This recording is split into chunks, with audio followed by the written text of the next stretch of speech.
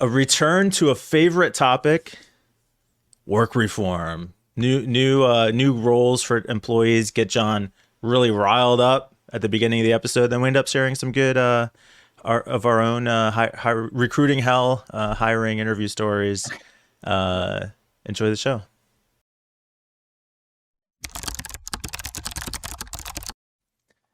We haven't talked about this topic in a while, but it was one of my favorites for a while, right, John? Me and John getting at it. Yeah, but it was like I talked about it because of how angry I was about it. It wasn't. You remember, it's my go-to. It's a non-issue. It's a non-article, and here we are yet again. What you mean, John? Because CNBC, with hard-hitting news, is bringing us the story about how quiet quitting is old news. Right. Now, it's all about loud laborers. And again, I say that there's someone. Step back for the whole episode, by the way. That fucking CNBC. They are sitting in this goddamn office, and they're saying, "Quiet quitting. We can milk it. Quiet hiring, quiet firing. I got it. I got it. Loud laborers. Loud laborers, you guys." And the executive is like, "Boom. You got it. Nailed it. You're in."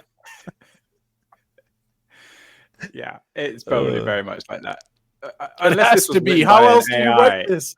How do you? AI. What's the name? Let's call them out by their name. What's the? I can't read it from here. Who's the author? Oh, Go Chui Tong. Yeah. Go Chui Tong. Retire. It's time to retire. Okay. No more writing for you. You can't be outputting this shit. Holy moly! I can't stand it. What's the site that just basically reposts shit from Reddit all the time? I mean, everything. Yeah. Just this belongs on some low quality clickbait. Isn't it the Panda? Isn't the something Panda? Bored post. Panda. Bored Panda. This is not an article that should be coming out of CNBC. This is like you said. Somebody just had nothing better to do. Killing workplace morale. Like, no, they're not. Okay. Loud. No, it is funny. Wait. Sorry, can I interrupt? I just asked ChatGPT, can you give me 3 new humorous terms for workplace behavior similar to quiet quitting? And it came up with email escapade, when a colleague engages in an elaborate email exchange filled with gifts. Cubicle cryptographer, an employee who leaves cryptic and confusing notes for instructions on shared documents. And meeting marathoner. This is the person who turns every team meeting into an endurance event, stretching out a 15-minute update into 90-minute saga, complete with tangents, anecdotes, and unnecessary detail, just like our podcast. You just gave CNBC 3 front-page articles. These are better than loud laborers. No. The other 2 are like, especially the first one, are kind of sleeper. But I'll tell you this. Meeting marathoner is real. I can think of multiple people in my career that I've worked with who can't help themselves but stretch a meeting out to like fucking 50 minutes. Could have been over in 10. Yeah. So loud laborer, by the way, is the guy who's like, "Oh man, I'm so busy. I was working on this project late last night, but I think I got it done. I've just got so much work to do. I'm working so hard." Oh, so a normal person. Well, we talked about a little with like the people who are going out of their way to make themselves seem more visible on Slack. I think it's getting to the idea of like people who are kind of playing it up more. Maybe actually aren't working that hard behind the scenes. I don't know.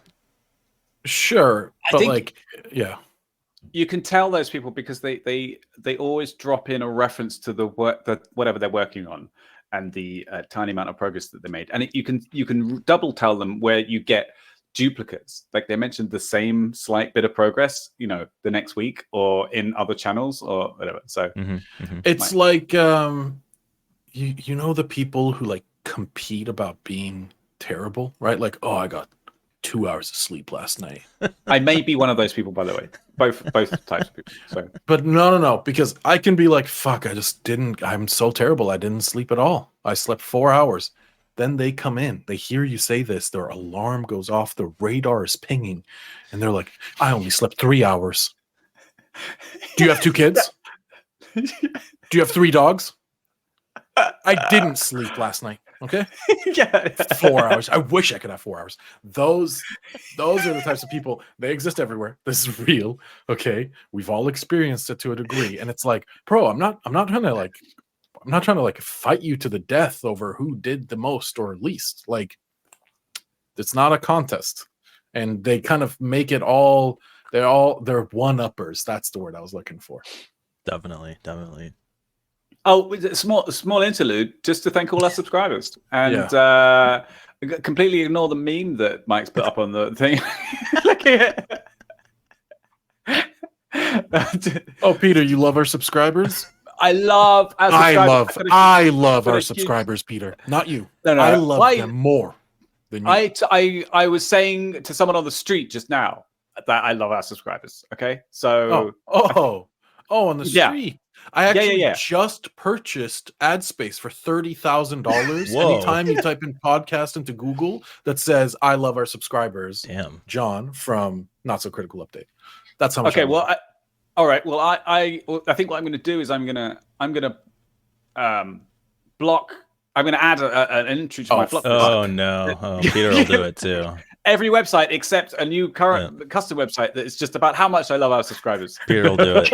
That's the only website that's going to be available anymore. Wait, Peter, you'd like lock out like 150 million people. That's okay. I can't one up that. I'm sorry. You love them the most. Actually, do you have control over the message that comes up? Could you redirect people to the podcast? No, but his name, right? I would block everything except this one website. Is what my plan is. Okay. So the only thing you can go to is like, I love Not So Critical Update subscribers. Subscribers, yeah, exactly. All right, so back to what we're talking about. What is this? I think Peter found this one too. Did you find this one, or did somebody in Discord find it? I found it because I can't remember how I found it, but there was this is the article. So it was posted on, I think, Hacker News about a description of the recruitment process at Canonical, which is a company that makes Linux distribution and other stuff, of course. And he was like, it's like 81 days, and he got to the point where they rejected him. But it's astonishing what they put him through.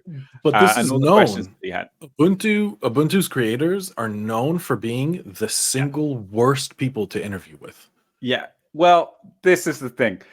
It was posted on Reddit under a subreddit called Recruiting Hell. Right. And I had to look through that subreddit, and it is full of some just horror stories, some horrendous things that people do. So, yeah, it's pretty bad. Canonical's thing is pretty bad, but it's not. They're not alone.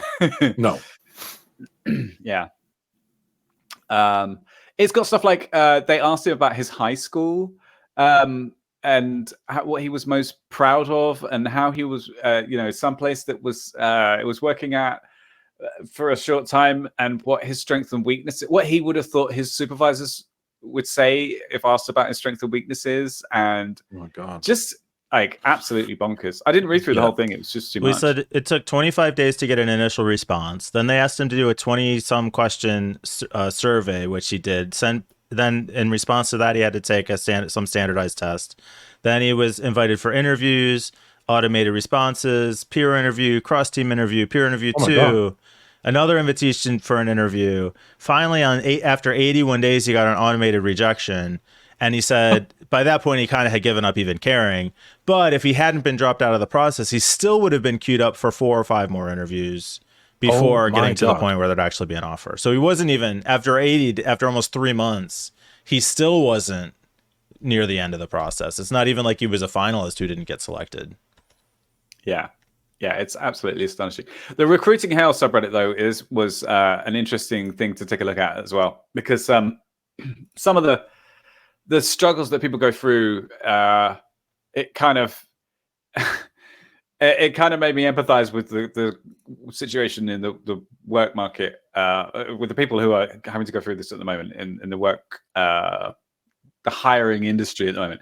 It's a lot of like. People didn't, it starts off the basic ghosting from recruiters, but there's other stuff like recruiters who didn't turn up for interviews or were personal in their responses, or People who've been looking for a job and submitted like 700 applications and still not gotten through to a final round. So yeah, it's pretty harsh out there at the moment. But good news is that it is quite seasonal. And one thing that was repeated quite often was that the August, September, October, months are in the fall, as you Yanks like to say, is better for hiring. So if you're in that situation yourself, then I feel for you. But do you have any hiring horror stories, either of you? Yeah, I've talked about them though. Remember, your MSPs, I mentioned the MSP that had that remote guy from Costa Rica up on a 60-inch TV at all times. Yeah, I've got one or two, but I can tell you one place where I started at in Malta, and this was after getting hired. And so some of the stories are about after they get hired as well. It's mostly to do with the actual recruitment process. But the one thing that stood out to me was this company that was very obsessed with being on time and being there like at 8:30 on the dot. And if you're 5 minutes late, then you get in trouble. And then when I started, we were told that this was for a programming position. And we were told that we had to use a developer environment, which is like a VM that we connected to. And they had disabled copy and paste. I almost got fired because the way that they disable copy and paste, they didn't give me any work to do for like 3 weeks, right? For the first 3 weeks I started. And I'm a developer. I'm fiddling around with the system that I've been given. And I realized that there was an executable file called winclipboard.exe, which was winclipboard_old.exe. So I just double clicked it and it ran. And then I found out that I could copy and paste. So I started talking to my colleagues when I actually got some work, and I was like, one of the things was that the Skype was the method of communication, and you could only use it outside the VM. So inside the VM, if you had an error that you were debugging, you couldn't copy and paste the error message to your colleagues. You had to type it out or just describe the problem you were having. But I was managing somehow to copy and paste full stack traces to my colleagues, and they were like, "How are you doing that?" And I was like, "I'm typing it out by hand, obviously." Yeah, and someone found it. Someone grasped me up, and I got pulled into HR, and they threatened to call the police. And you hacked our systems. Yeah, it's exactly that. They thought that I'm like, no, I just ran this program that's on the workstation you get on the machine. They were so angry that I worked around the levels of protection they put in by renaming an executable file. It was like, that's rough. I had one. I left there very quickly after. I had a case where a recruiter reached out to me on LinkedIn. It was like, "Hey, we've got this role. I think you'd be really good for it. Send over your application." Like, cool. That's the dream. Everybody wants that, right? Sent it over, went through, and it was kind of a long process.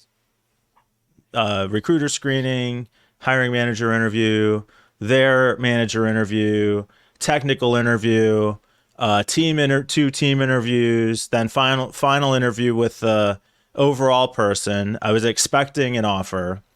The day before, I got a call from the recruiter saying, we had this last minute candidate swoop in and he got the position, but I've got another role that's just like this in a different department. I'm gonna put you up for that.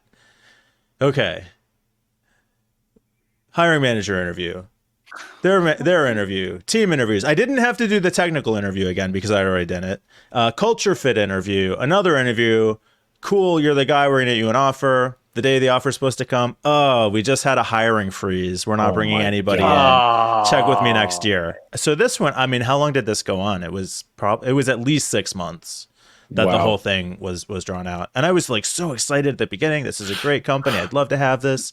By the end, it's just like, whatever. We'll see if it happens. I don't know.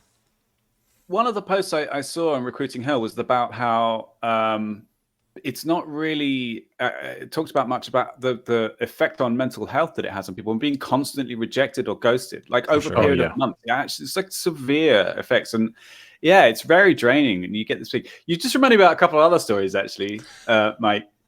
If we've got time, I walked out of one interview that I had as a kind of, I don't know, I had about 4 or 5 years of experience as a web developer, and it was as a Perl developer.